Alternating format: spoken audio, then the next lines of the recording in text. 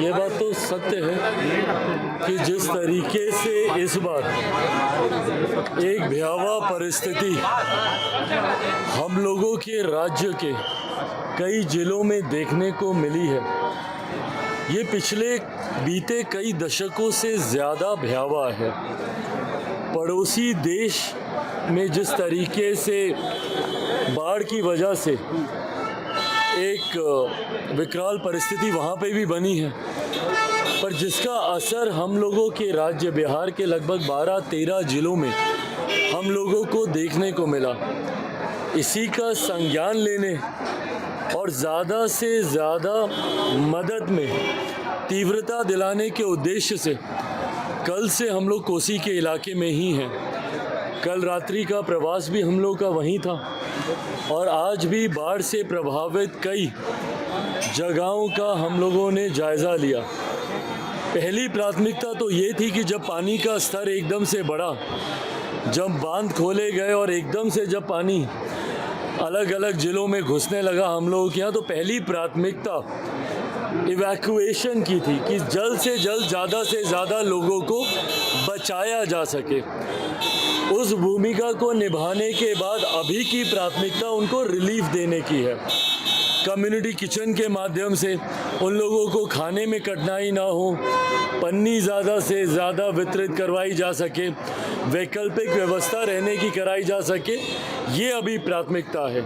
आने वाले 1-2 दिनों के बाद अब प्राथमिकता, क्योंकि धीरे धीरे अब जल स्तर कम होता जा रहा है, अब प्राथमिकता हम लोगों की बन जाएगी कि जो मलबा है, जो कीचड़ है, उसको कैसे साफ़ किया जा सके। कोई मवेशी जिसकी मृत्यु हो गई है, उसकी वजह से कोई महामारी ना फैले, कोई बीमारी ना फैले, साफ सफाई पुनर्वास का कार्य शुरू होगा। ग्रामीणों में, क्योंकि ये यकायक उत्पन्न हुई एक स्थिति थी, ग्रामीणों में इस बात को लेकर भय भी था, चिंताएं भी थी। कई जगह पर इस बात का अनुभव हम लोगों ने भी किया कि चीज़ों में और हम लोगों को तत्परता लाने की ज़रूरत है। उसके लिए भी तमाम उचित निर्देश मैं स्वयं वहां पर देकर आया हूं, स्थानीय प्रशासन के साथ भी। आज सुबह भी हम लोगों ने बैठक की, अलग अलग ज़िलों के डीएम, एसपी, तमाम अधिकारियों के भी लगातार हम लोग संपर्क में हैं। प्रयास ये है कि असुविधा लोगों को कम से कम हो और जल्द उन लोगों का पुनर्वास हो। इस दिशा में अब हम लोग कार्य करेंगे। भाई, प्रधानमंत्री आदरणीय नरेंद्र मोदी जी स्वयं इस विषय की मॉनिटरिंग कर रहे हैं। ये चिंता उनको स्वयं है और आने वाले दिनों में ये विश्वास मैं केंद्र की तरफ से आप लोगों को दिलाता हूँ कि जितने फंड की ज़रूरत होगी, पुनर्वास की स्थितियों को वापस नॉर्मलसी की ओर लेके जाने के लिए वो तमाम कार्य किए जाएंगे। मेरे प्रधानमंत्री इन तमाम विषयों को लेकर प्रतिबद्ध हैं। हम लोग उनमें से नहीं हैं जो कि चुनाव के वक्त शक्ल दिखाएं और उसके बाद आप दूसरी जगह आप व्यस्त रहें।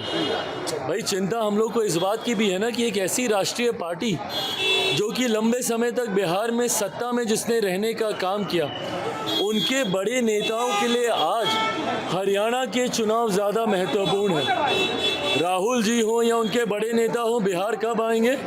चुनाव के वक्त आएंगे।